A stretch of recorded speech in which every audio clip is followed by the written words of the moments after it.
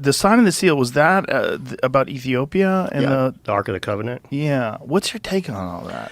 It's interesting. Anytime they won't let you see the evidence, I get like all of my alarm bells go off, right? Right. It's like, but I understand why they wouldn't want you to see it if it really is the Ark. I'd like to see, I guess the best thing we could do to test it without seeing the Ark would be to look into the claims that these guys go blind and they show signs of radiation. Yeah, let's explain to everybody what the claim that they believe that this one church in Ethiopia actually possesses the Ark of the Covenant, and that these priests that are supposedly guarding this, they all exhibit signs of radiation poisoning. Yes, they all just exhibit signs of radiation poisoning. They go blind, they die quickly, and then somebody else, and one priest at a time, is allowed to be like the caretaker of the Ark. And how long do they live? They want to say like a couple years, something like that. I can't remember. Really? It's been not very long. Yeah, they die pretty quick. Imagine that job. Well, something that has that much radiation that kills people so quickly, wouldn't that be something that you could measure from outside of the church? You would think that our boys would be all over that with the satellites. It'd be like, yeah, that's a spot to watch out for. Send a team. Right. If we have this capability supposedly to scan for gamma radiation from the sky, why wouldn't someone fly over that church and go, yo, there's a crazy hot spot here? You would think probably somebody has. If not, like I was saying with the satellites, in all honesty, the feds monitor that kind of like heavily. And so, I mean, if it's possible that it wouldn't be, any kind of weapons grade-y stuff, so they might just not be looking for that particularly. Can they monitor for gamma radiation from satellites? Can I'm they do that? not sure. I know that they can look for, I'm not sure how they detect it. I'm not sure what they use to detect it, but I know that they can look for radioactive material from space. Huh.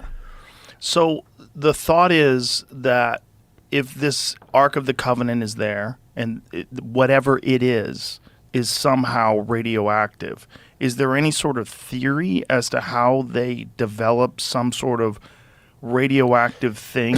Like what is it supposed to be?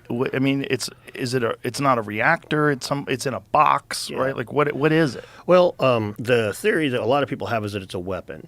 That, like in the Bible, it's described like shooting lightning and things like that. Right. And what Graham mentions in the book, it's an interesting point, is the Bible records Moses going up to Mount Sinai, coming down with the Ten Commandments, getting mad at the Israelites worshiping a golden calf, and he breaks the Ten Commandments and then goes back up the mountain and comes back down after another week or so with the Ten Commandments again. And Graham points out that this could be a memory of him going up and getting the wrong stone, and then, damn it, smashes it, goes back and finds the right stone that he's looking for, that it had the proper, uranium-rich or whatever speculative radiation stuff. So, but inside of the box, a popular theory is, you've got metal, wood, metal, like a transformer. And so the popular theory is it's a way to generate electricity, and it was also described like the way that guys in the Bible are, if they touch it, they have to carry it with sticks, and if they touch it even to steady it, they get killed and stuff. But I honestly, I don't see it being a transformer. That wood metal or metal wood metal thing has to be stacked. You're not just getting it with one layer like the Bible describes. But it's an interesting thing. When you say it has to be stacked, you mean spaced in between each layer? Yeah, like if you've ever seen a doorbell transformer. No. Okay, transformers at the bottom of it will have multiple plates. And it'll be like a plate of metal and then a plate of silicone or something like that that's conductive, non-conductive, conductive, non-conductive. And there'll be multiples of those. And this is part of the electromagnetic changing of the because what a transformer does is it steps electricity up or down and swaps voltage for amperage, basically. So the metal plates are part of it. So the idea is that this thing would collect electricity inside the box, and then the Israelites would use it to throw lightning at the enemies. Now, there's still a lot of speculation as to how the box would work, but Moses was also said to, after going up and seeing God, he was said to have had to cover his face with a cloth for the rest of his life because it was shown. And Graham speculated in that book that it might be because of radiation sickness or something. His face was covered in sores for the rest of his life. So it is interesting. So if this thing is radioactive, like how would that conduct electricity? No idea. It would probably be if it was it maybe it's the power source, like we have radioactive batteries on satellites and they convert that radiation into electricity. So it's possible. I mean, I'm not really too like big on the ancient high technology, but I'm always willing to speculate and look at the angles on it, and that's basically where they come from, on the guys that are really big into the ark. Some guys even will claim that it's a capacitor, like full on capacitor, which a capacitor stores and discharges electricity. It's why we were told not to when you don't touch the tube on your TV when we were kids, right? Because it'll zap you. The capacitor. We're old. Yes, we remember tubes on TVs. Yeah, that's what a capacitor is. So some guys believe, like Billy Carson would say, that the Ark of the Covenant would fit inside of the sarcophagus of the King's Chamber, which it doesn't, and that it's a capacitor to power the pyramid. So it doesn't. How do you know that it doesn't? But the Bible has the specifications for the size of the Ark of the Covenant, and they're not the same as the. How different are they? Considerably. Is it larger or smaller? The Ark is larger.